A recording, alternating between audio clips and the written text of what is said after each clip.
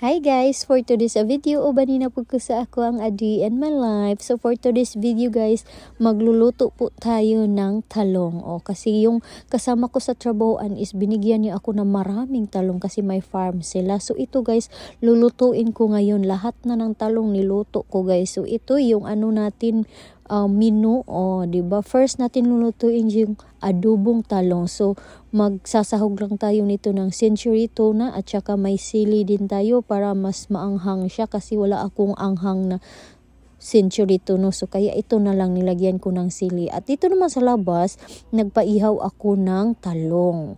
At saka yung isda, inihaw na rin sa husband ko. So ito guys, nag-start na pala ako dito. Ginigisal ko lang yan. Tsaka nilunodan ko ng sili. So pagkatapos niyan, okay, lagyan lang ng magic sarap tak and then ukayin mo, haluin. Basta mauna na siya guys. At ayan na, so tapos na yan guys, ready to na yan, serve. So dito naman sa labas, inasikaso ng husband ko at ni Attorney Carlo Fortuna. Meron pang nagbabantay dyan ha.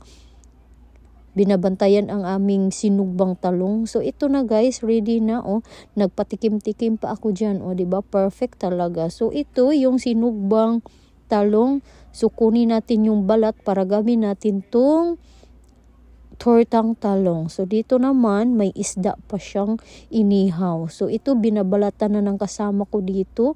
May uod pa talaga ayan. So normal talaga yan sa talong, no?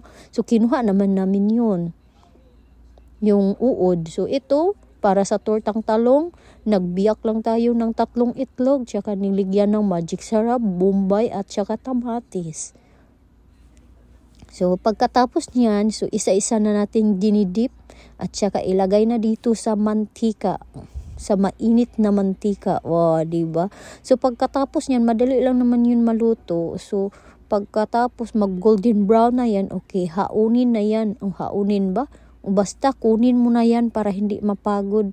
Pagkatapos dito naman siskay, nagpa-comfort.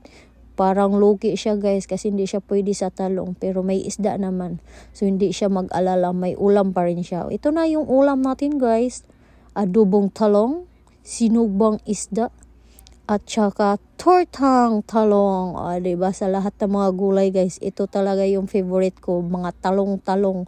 Ang sarap talaga ng talong. Kung papipiliin ko sa palaya at saka talong, I must go with this. Super sarap talaga nito. Kayo ba dyan? Kumakain din ba kayo ng talong? Ayan na guys, sarap talaga ng kain. So ito na.